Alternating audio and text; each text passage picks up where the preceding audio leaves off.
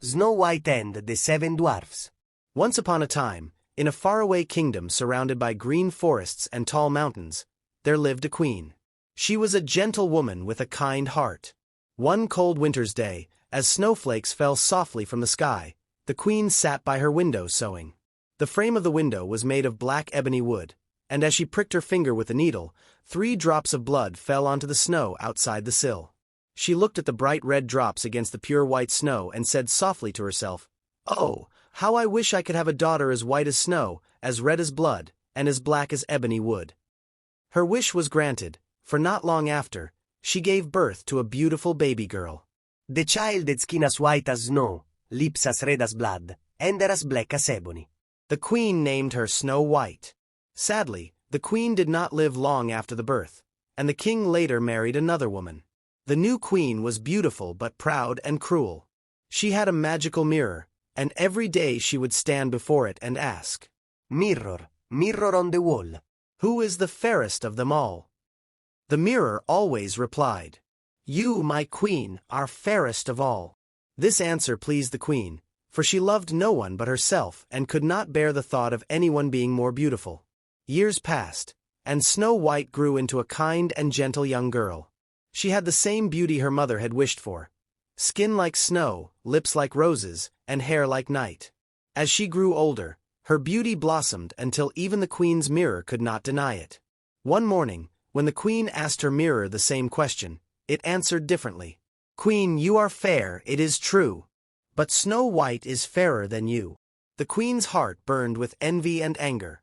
Her pride could not bear to have a rival. She decided that Snow White must be destroyed. She called for a huntsman and ordered, "Take the girl into the forest, far away from here.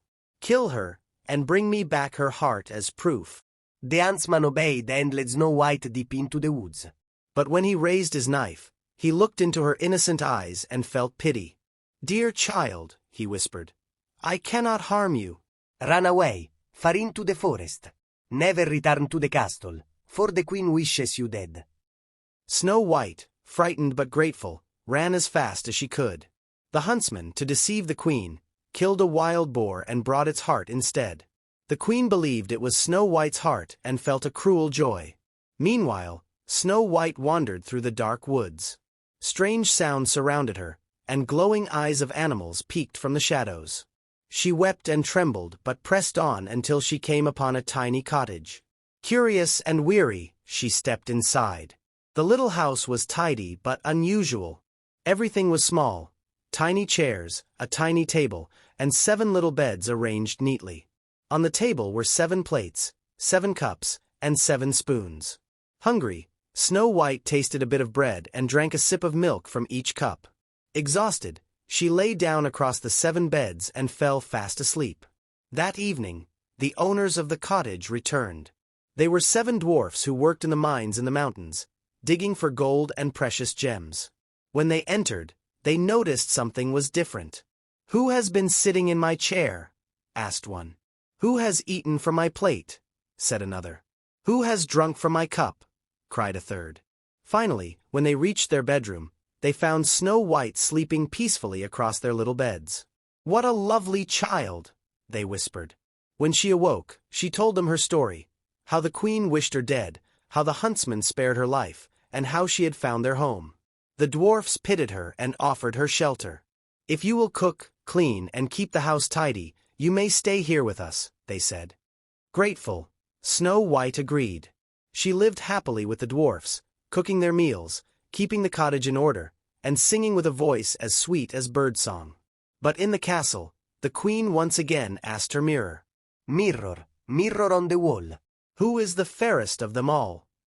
To her horror, the mirror replied, "Queen, you are fair, it is true, but Snow White beyond the mountains, with the 7 dwarfs, is fairer than you." The queen trembled with rage. She realized the huntsman had tricked her. Determined to kill Snow White herself, she disguised herself as an old peddler woman. She filled her basket with laces and ribbons and traveled to the dwarf's cottage. Snow White, seeing the harmless old woman, let her in. The disguised queen said kindly, "Good day, dear. Shall I latch your bodice for you more tightly?" It will make you look even prettier." Snow White, unsuspecting, allowed her.